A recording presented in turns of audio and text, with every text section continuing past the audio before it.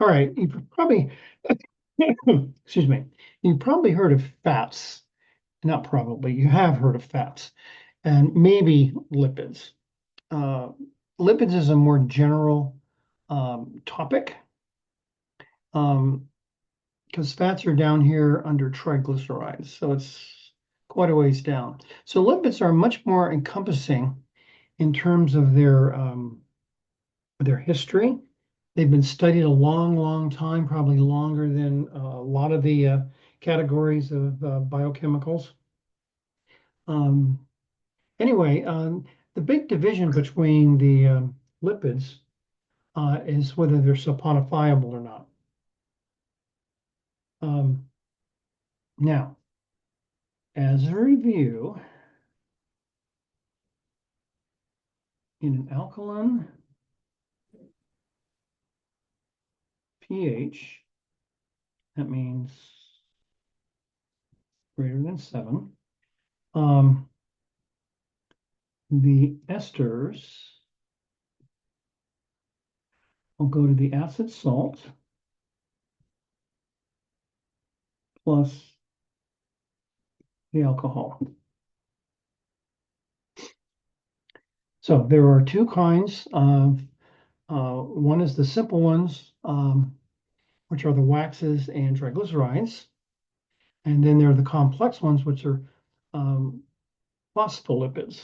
Usually they call them phospholipids rather than phosphoglycerides. It's probably more accurate, but that's not what they're typically called. Usually in biology classes, they talk about a phospholipid membrane, etc. That falls under this category here. Okay. Um,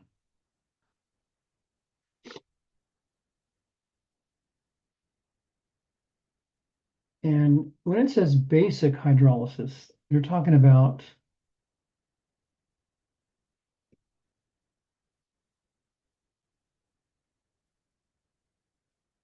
pH greater than 7, not simple hydrolysis. Um, Simple lipids are they're complex, but they're made up of simple components. Waxes are the simplest. And then we get into the phospholipids and sphingolipids. Those contain a phosphorus group and also a phosphorus group that is in an ester formation.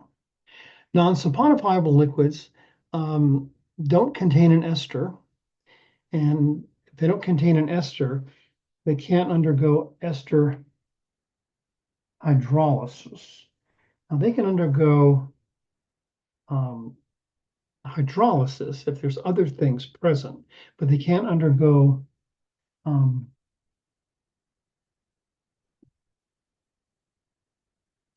ester hydrolysis.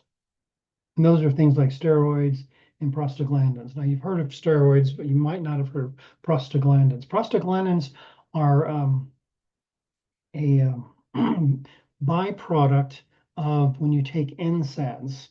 It converts a fatty acid, arachidonic acid, into a series of prostaglandins.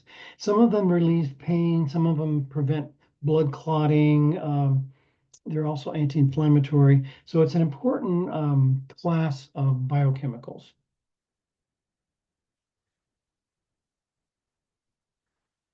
Okay, the whole chemistry of lipids, I would say 90%, at least, if not more, uh, is the chemistry of fatty acids and alcohols forming esters, or the hydrolysis of esters.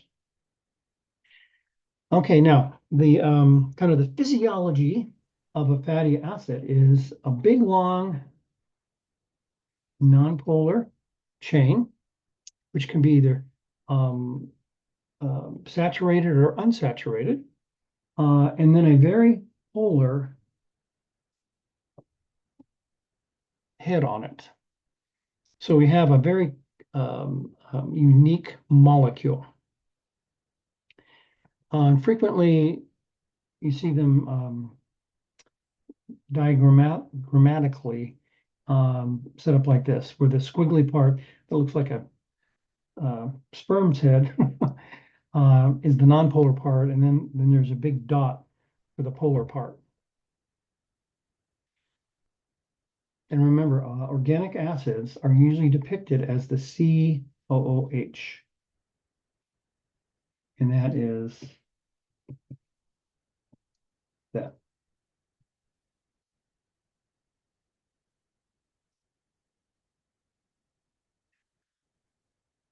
Okay. Now in water, polar water, oops,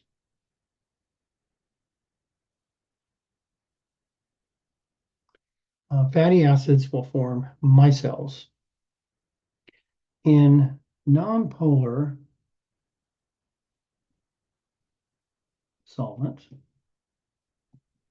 like pentane, they will also form micelles.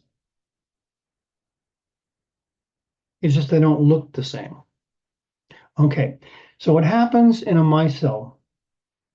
Now this is a three-dimensional sphere. 3D now. What happens is, for the most stable form, when fatty acids are clumped together in water, what they do is they put their polar part of the fatty acid on the outside of the sphere and the nonpolar part inward. This is with a polar solvent now. A nonpolar solvent would look like this, where this is the nonpolar part, and this would be the polar parts inside.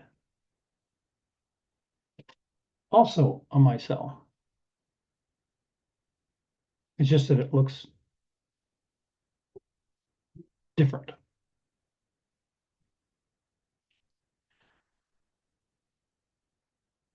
Okay,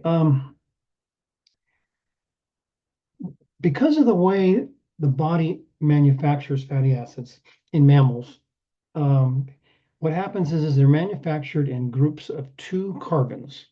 So that's why fatty acids are always even numbered carbons. The body synthesizes them in groups of 2. By doing that, you end up with straight chains and no branching. Typically, there are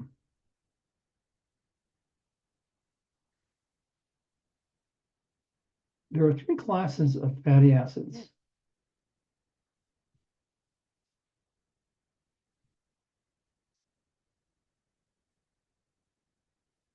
Short chain fatty acids, medium chain fatty acids, and plain old fatty acids. The short chain ones are C4, C10, medium chains typically are C10. Probably let's change this here.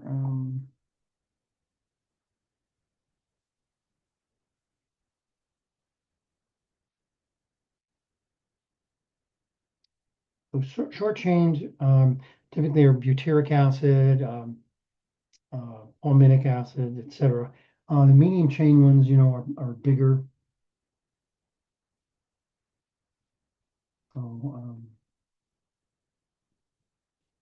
and then C12 on up.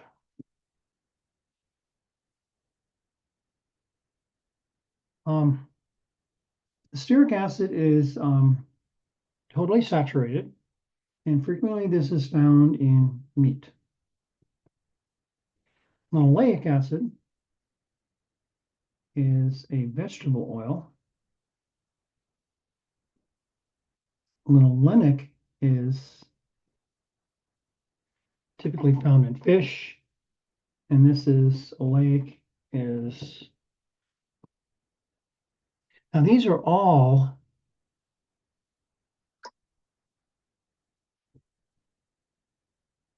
C18 carbons.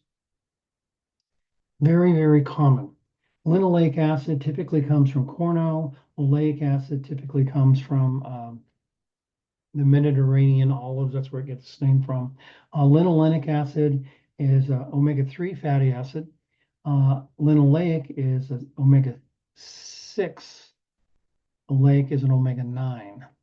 So this is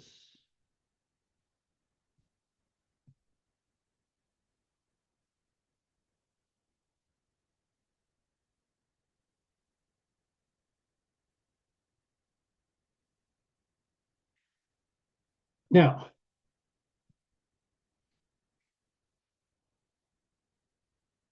cis carbon-carbon double bonds are kinked.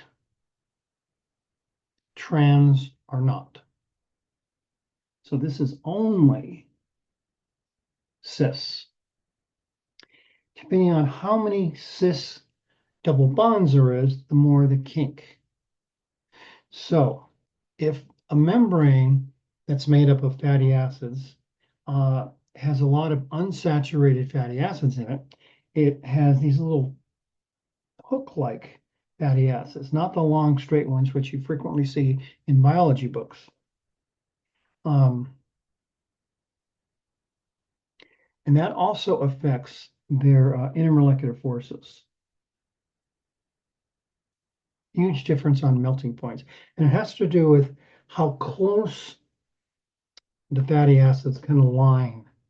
Like if you have a straight one, these can get really close to one another. So you have a lot of IMAP attraction going on.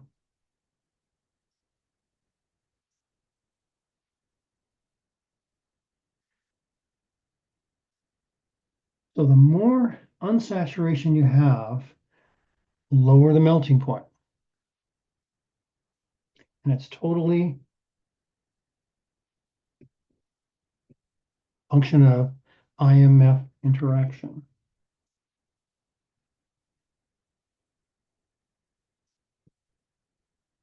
That's why vegetable oils, except for palm, are liquid at room temperature. And palm can be liquid if you hold it in your hand, it'll melt. Sitting on a counter, it typically is that transition temperature where it'll stay pretty much a solid, a greasy solid, but it's still a solid. By the way, that distinguishes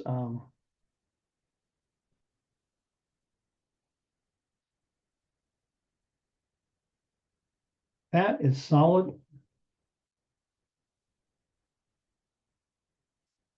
and an oil is liquid.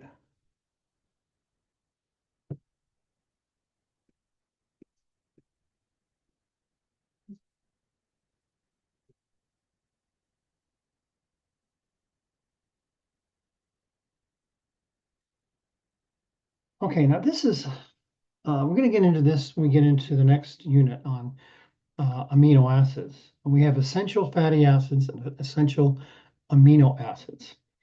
The essential ones mean your body has to take them in because your body doesn't synthesize them, at least in adequate amounts.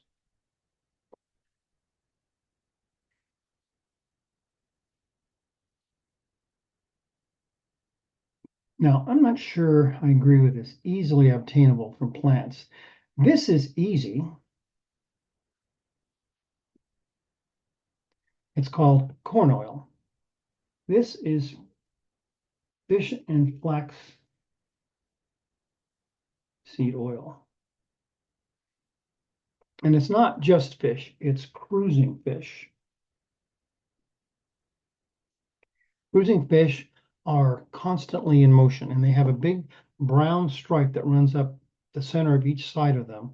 Frequently, when you eat salmon or whatever, that part is cut off. So you're eliminating most of the omega-3 fatty acids when you do that, by the way.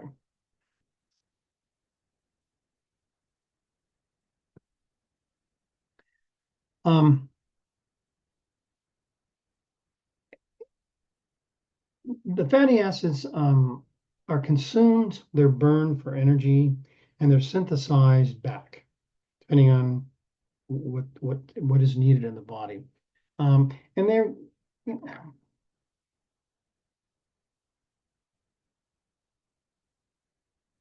this here is through the prostaglandins. So what happens is a fatty acid, not these two fatty acids, but longer ones, arachidonic fatty acid, produces the prostaglandins like I was mentioning before. And they are anti-inflammatory, and they are created from when you take NSAIDs, like aspirin, ibuprofen, Aleve, etc.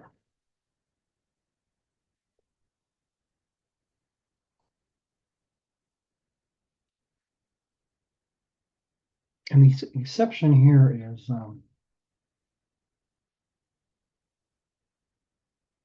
palm oil. It's one of those transition oils between a solid and a liquid. Okay, so this is one of the simple lipids.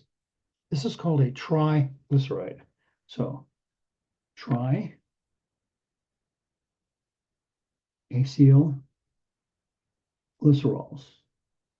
Okay, so there's a 3-carbon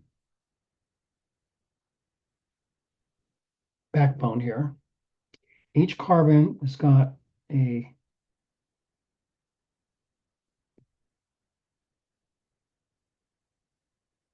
so this forms the alcohol part of the ester.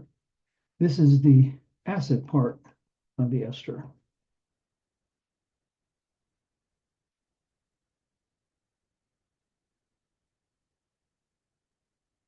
So this is what vegetable oil looks like. This is what meat fat looks like. Triglyceride.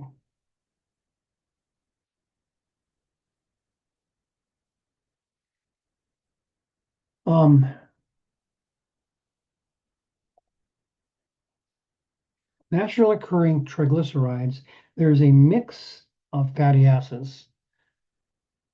The glycerol is constant, but the fatty acids are a variety. Now, this is what we're doing in lab this week. We're taking a triglyceride and lye. Oops.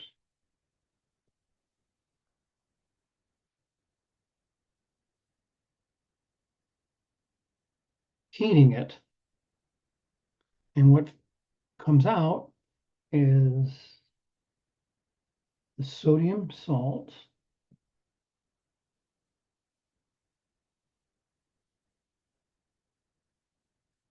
a fatty acid.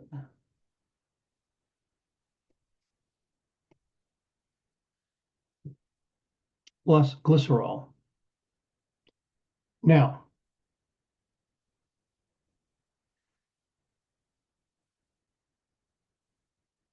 what your body does when it's making triglycerides, it is doing this esterification process. By the way, this is also how they make biological diesel. Diesel is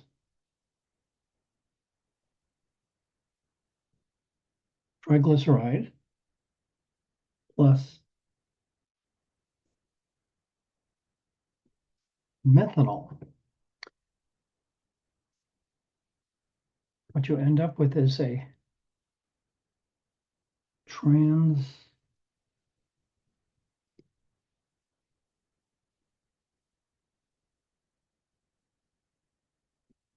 esterification. So you end up with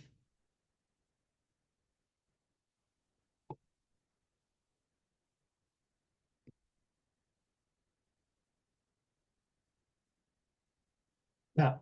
That's what that's what biodiesel looks like.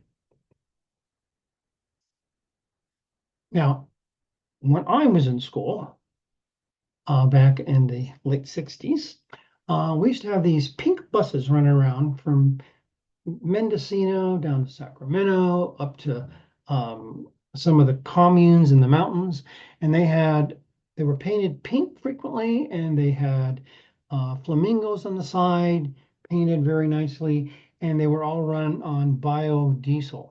And the way they made biodiesel is they would go around to all the restaurants and collect the grease when they cleaned out their deep fryers, and they converted that to diesel through transesterification. And it's not a very hard process. It's a mess though, because you got all this old oil, deep fryer oil, typically in a garage someplace. But it's works great. Diesel engines burn it fine. Um, Now, when you get diesel commercially, it does not look like this. So this is an ester.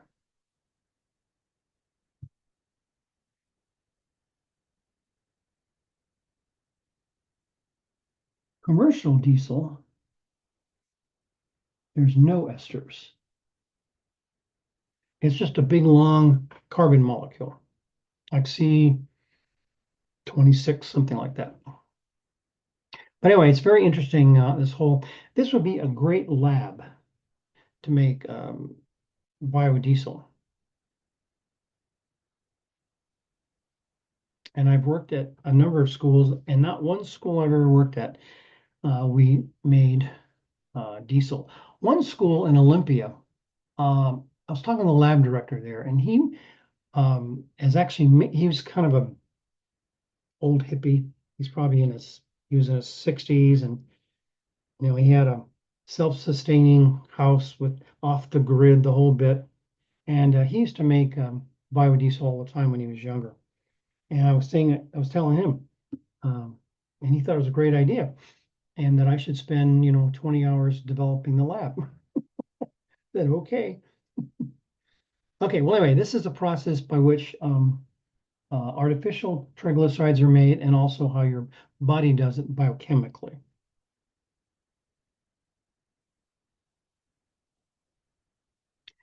Okay, from a biochemical perspective, the enzyme lipase does the hydrolysis. And notice it's done in an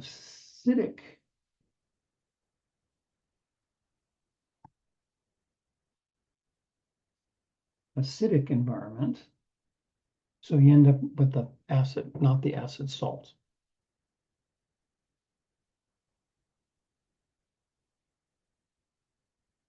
And again, saponification, definitely need to know that. I will give you molecules and I'll say, is this saponifiable? So what you need to look for is an ester. If an ester is present, it's saponifiable.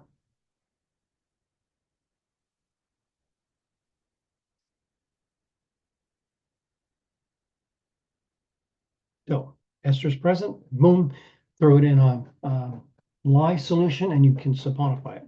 Convert it to the acid salts.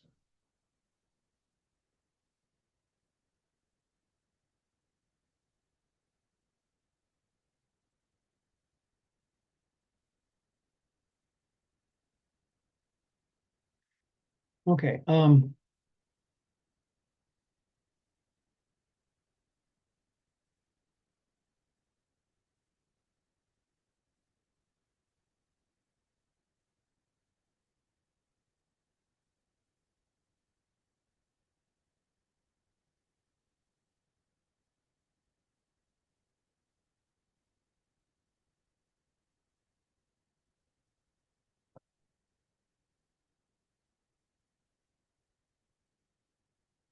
So we have soap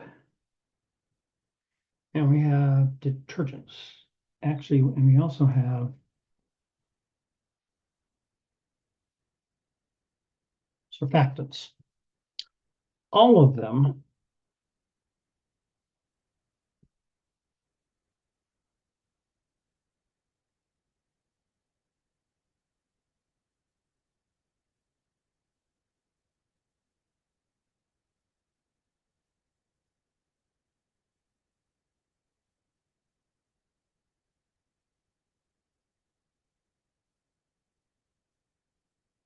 them have nonpolar and polar parts in the same molecule. No exceptions. So what an emulsifier does, it bridges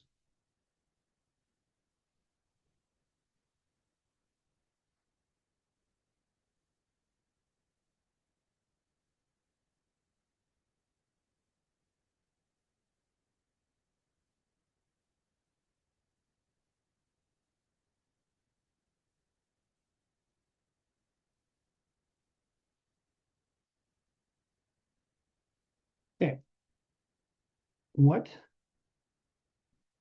an emulsifier does, it bridges polar and non-polar chemicals, usually liquids. For example, we're washing dishes. We had a greasy pan.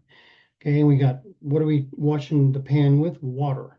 Water is very polar, the grease is very non-polar, and what we use is something as an intermediate called a detergent, usually not soap, but detergent, um, to bridge the polar and non-polar chemicals together so that they wash down the drain. So these are used a lot. Um,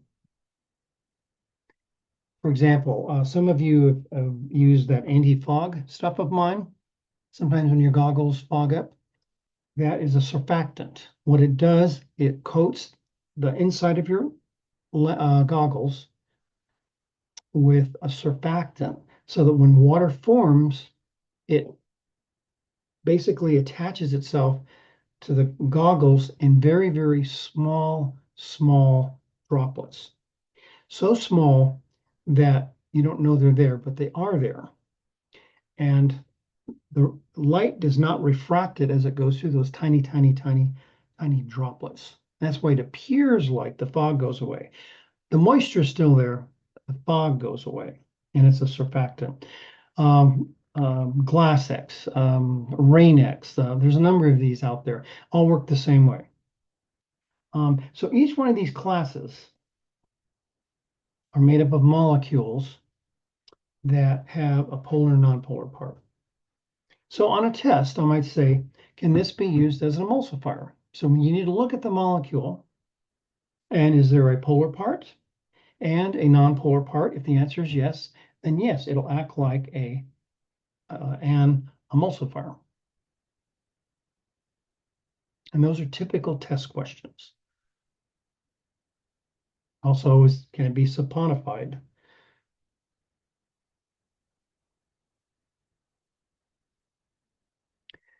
Interesting bit of history here.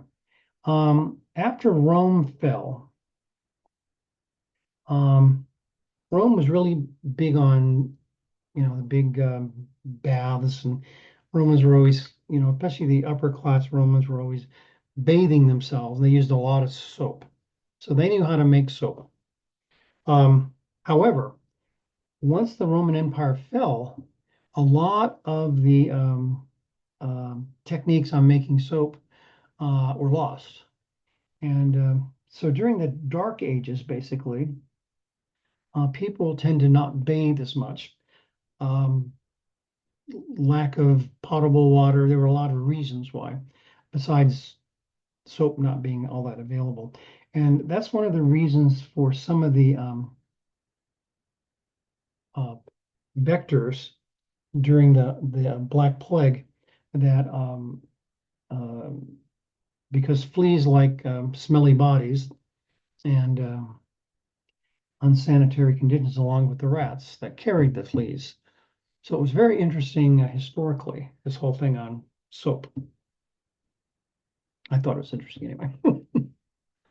Okay.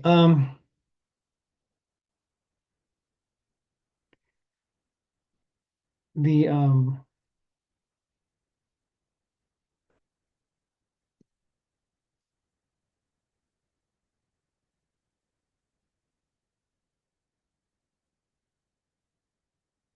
the degree of saturation, I should say, degree of unsaturation, is directly proportional to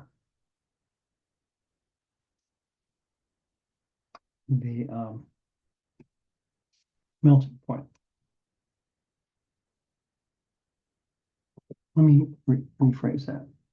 I was right the first time. Okay, so the more saturated the fatty acid,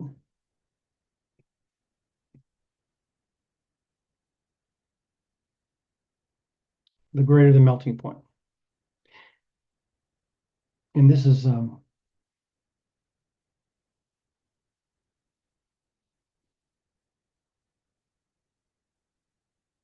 directly related. And one goes up, the other goes up. So that's why Liquid soap is usually made from vegetable oil.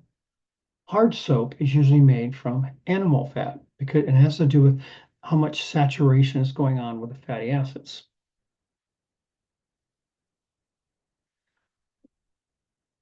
Now, what you can do, and they don't do this anymore, this is what Crisco almost went out of business.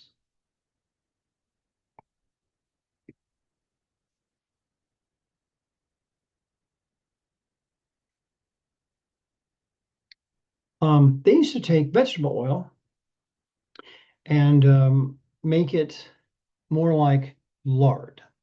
Now, my mother thought that was healthier than using lard, so I grew up on Crisco pie crusts, and everything was cooked in either bacon grease or, which is unhealthy, but anyway, um, or Crisco.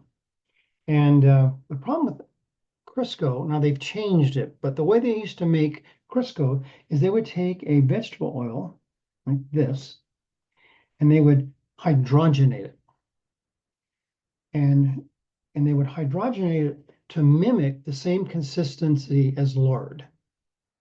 The problem is it wasn't 100% hydrogenation.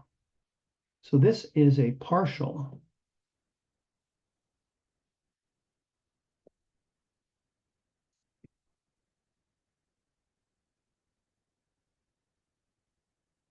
And by partially hydrogenating it, you ended up with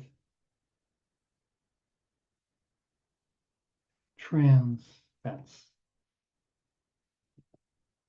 Now, Crisco was going to go out of business because of this.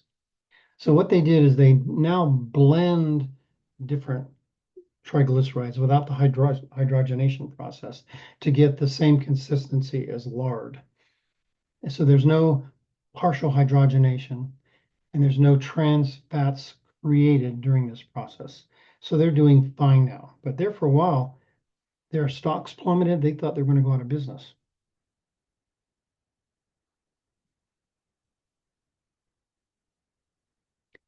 Okay, so this is what triglycerides do. You can saponify them.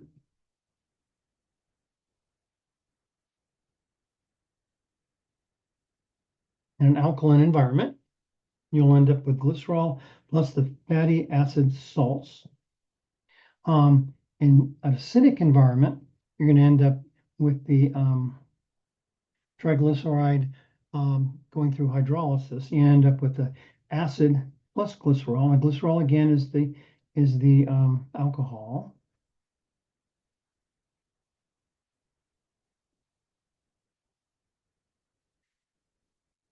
Or you can hydrogenate it. And this only works if the triglyceride has an unsaturated fatty acid on it. If all the fatty acids on the triglyceride are saturated, hydrolysis does nothing. It only works if there's double bonds there.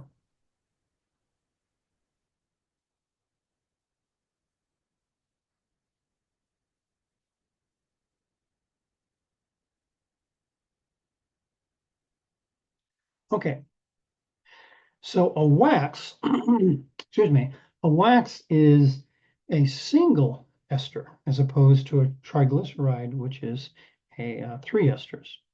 And it has to be a long fatty acid. Omitic is a C16 and a long alcohol. We're looking at C30. So this is C30. This is C16. But it's just an ester.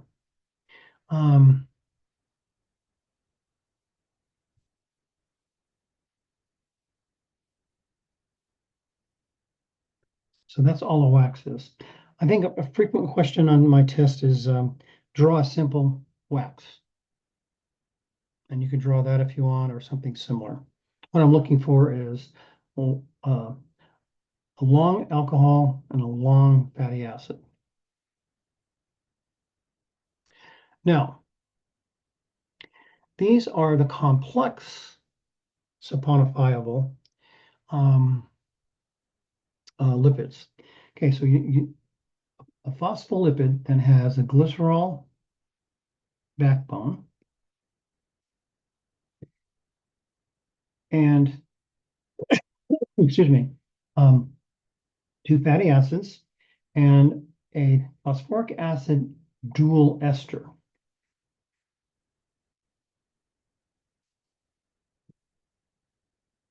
Frequently, this is choline, which is going to be one of the chemicals you're going to need to know for test 3. Now, I don't know if you've heard of the neurotransmitter cholinesterase. It's an enzyme that works with uh, removing choline from the synapse receptors. So if you have a cholinesterase inhibitor, like a lot of pesticides, that prevents the synapse from working. It'll work once, but because the enzyme is gone, there's nothing to remove the choline from the synapse receptors. So the synapse doesn't function anymore, which is bad if it's on a lung or something like that.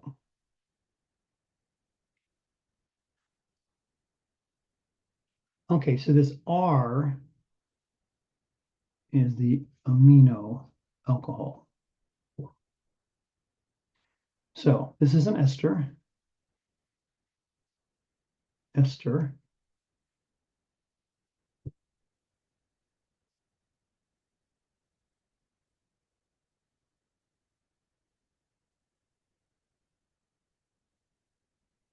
And this is what choline looks like.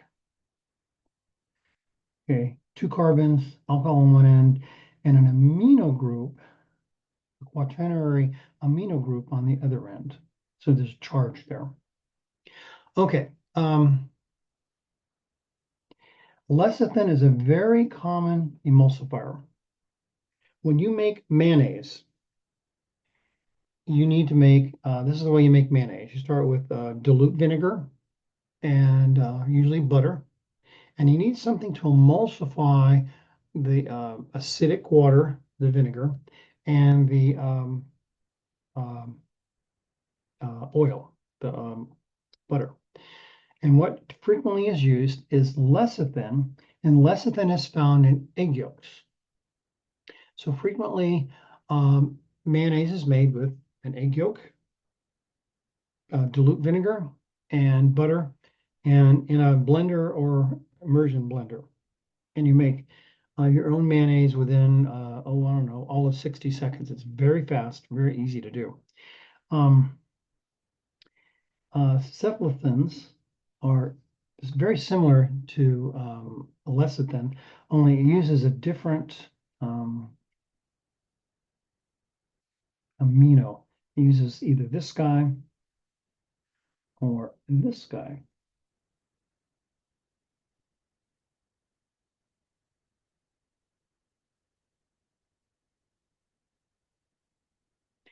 And this is what lecithin looks like.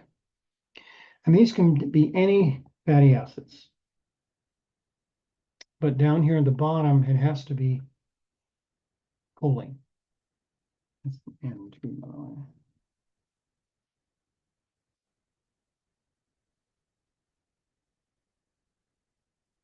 And then the biochemical name is phosphatidylcholine. So we have ester, ester, ester. And of course, these are all esters up here as well.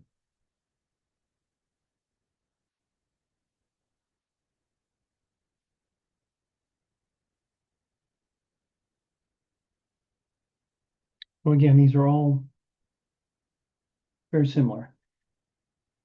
Fatty acid, and a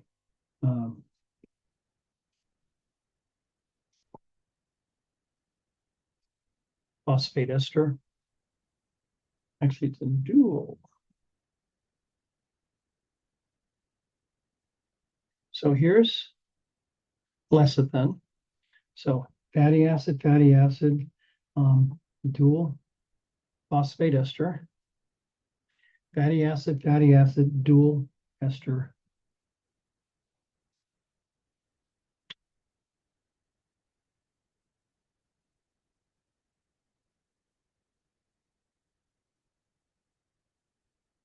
Dual ester.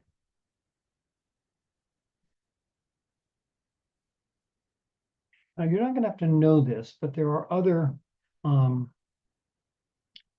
combinations of fatty acids hooked up with different functional groups. This is an example of a glycolipid. Uh, excuse me, where they have a carbohydrate unit in it. Um,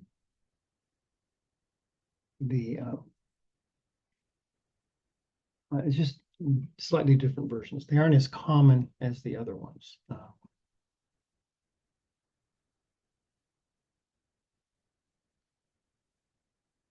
Again, we've got, it's going to be a phosphate dual ester again right here.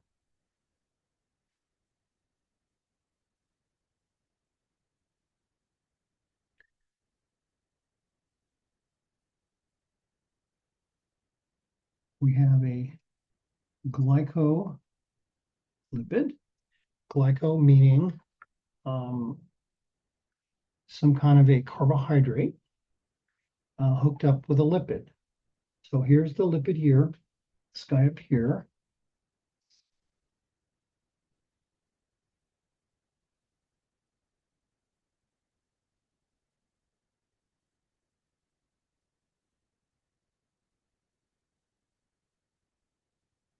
There's the carb. Now, we have a carb here. Is this a reducing sugar? Well, we have a OCO with an anomeric carbon. This happens to be galactose. And so we have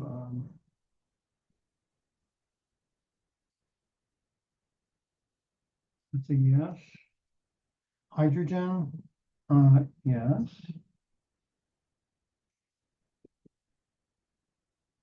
OH, no. So this is an acetaldehyde. Now this would be a good test question for next week. So you immediately identify the carb, you identify the OCO, anomeric carbon, and you go through this flow chart. Boom, boom, boom. So not reducing sugar.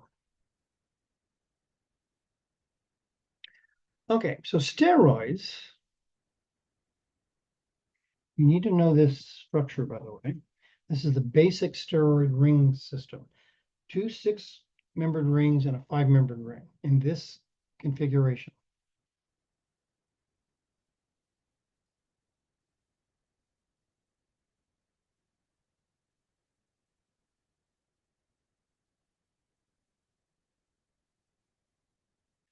Okay, so this is what cholesterol looks like.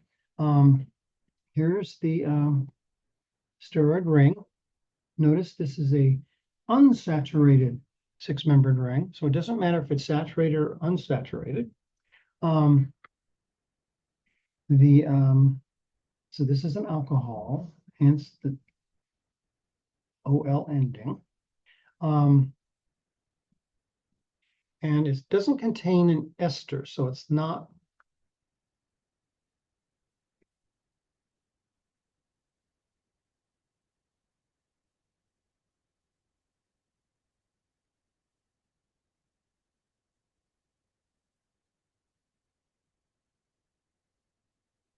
no ester, hence it's not saponifiable.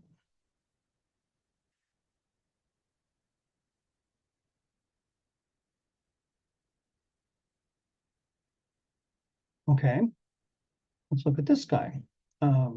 We've heard of bile, it's the emulsifier. Oh, let me back up a second here. Could cholesterol be used as an emulsifier? Remember, emulsifiers require two things. They require something polar and something non-polar. Okay, so this would be the polar part here. And then this would be the non-polar part. So on our tests, the answer is yes. This can be used as an emulsifier. Probably a poor one, but it's got all the parts for an emulsifier. Now, this is a better emulsifier. In fact, that's one of the things that bile is used for, is to emulsify lipids. Okay, so this is the much more polar than cholesterol. And this would be the non-polar. And this would also be polar.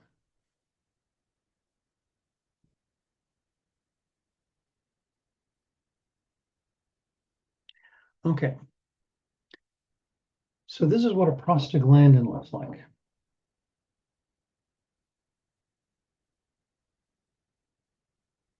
There are two made. One is good and one is bad. And the enzyme is called cyclooxidase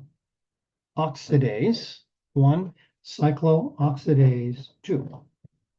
Arachidonic acid is a 20 carbon fatty acid. It is a 1, 2, 3, 4, 5, 6. So it's an omega-6 fatty acid. And an NSAID,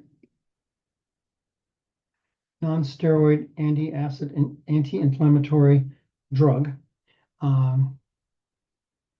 What happens is it inhibits COX-1 and COX-2. Hence, the prostaglandins aren't made. Now, this guy down here is for things like blood clots.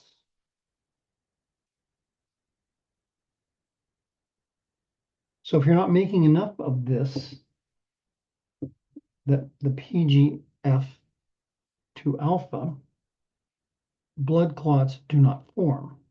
Hence, they used to say taking aspirin, if you have any kind of a tendency in your stomach for having an ulcer, it will exacerbate the tendency by taking aspirin because it inhibits COX-2.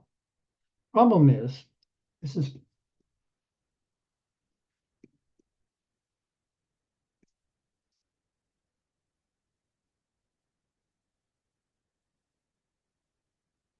guy up here, COX-1 prostaglandin, is for pain relief and anti-inflammation.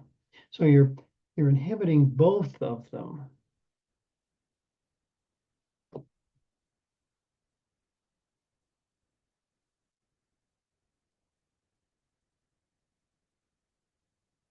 And they're very similar.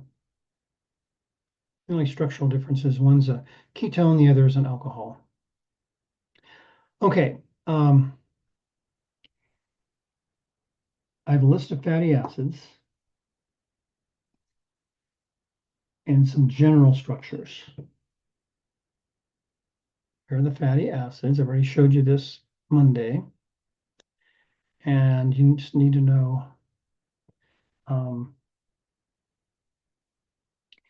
you don't need to know these structures here specifically. Just know that they exist. You need to know the steroid ring, you know, the two sixes and a 6 and a 5. You need to know the structure of lecithin, triglycerides, and wax.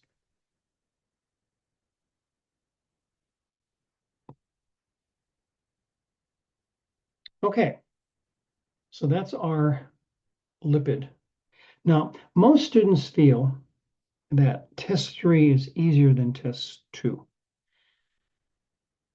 Just FYI, and you can have a 3x5 card, one 3x5 card for your test 3, two 3x5s for next week.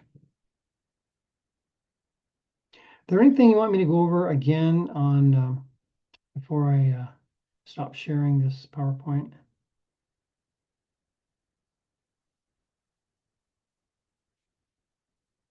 Okay, so basically we've covered unit 3 material. So what I'm going to do when we get back from break, because we have the test next week and then we have break and then we're back, I want to review unit 3 material quite a bit. Lots of reactions, ester, saponification reactions, etc., just to kind of get you back in the swing of things. Okay.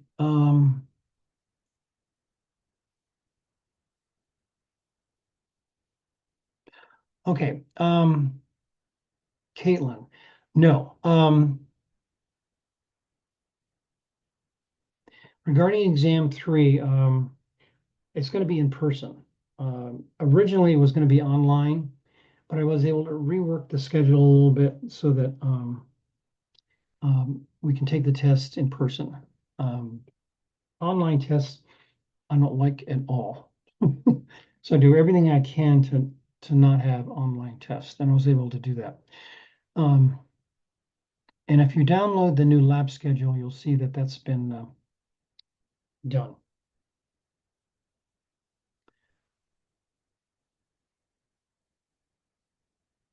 Okay, let's see. Anita,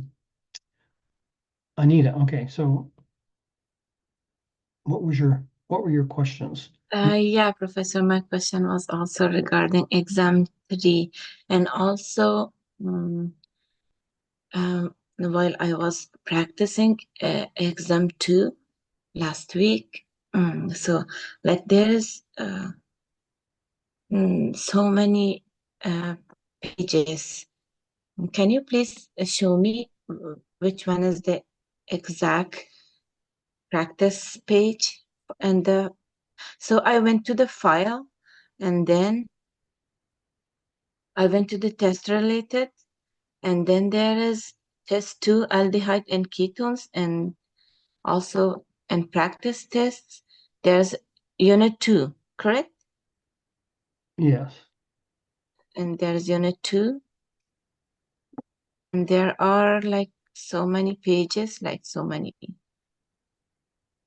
O- unit unit 2 practice test carboxylic acids, and unit 2 practice test it's with key PDF, correct? mhm. Okay, Is so this all that we need to practice for the upcoming test? those are examples. So if we go to test related, Yeah. I've given you, is this one coded? Yeah. Um,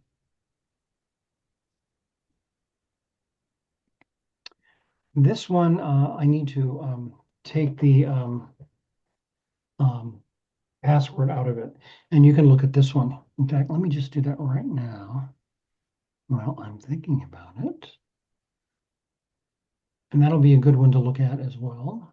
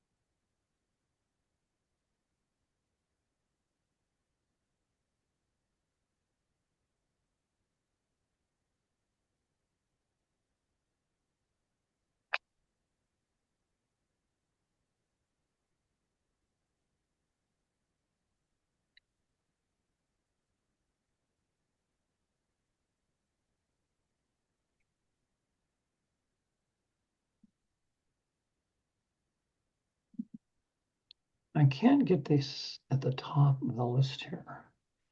That is the problem.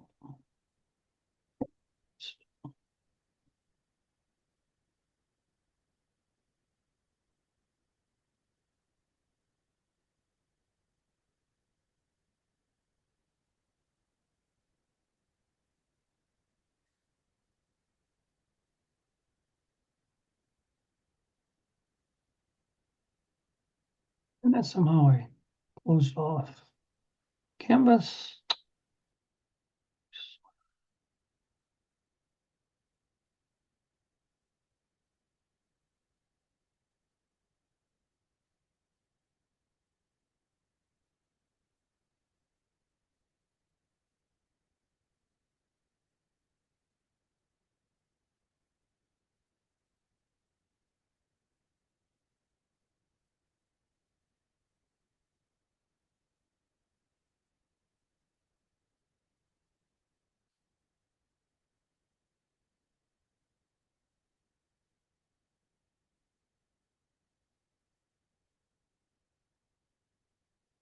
Okay.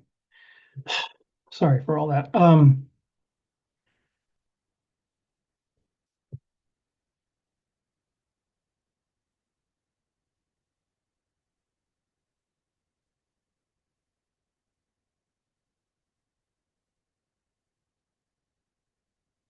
Okay, so this would be a good one to look at. This one here.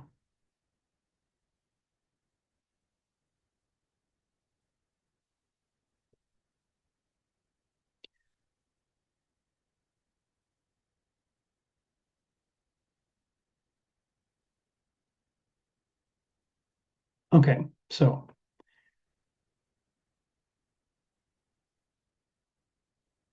all right, so Anita, sorry about all that. This is a good one. This was the test from last semester, spring, on card. Now they were not allowed to have two 3x5 cards. That's a new thing I'm gonna try this semester for this test. So anyway, these are just good things to practice. The practice tests. It gives you an idea of how long the test is going to be, how many questions, the type of questions I ask. Usually during my lectures, I'll frequently say this is a typical test question. Make sure you make notes of that. Because I usually follow through with that. So, okay, did that help, Anita? Yes, Professor, thank you. Okay.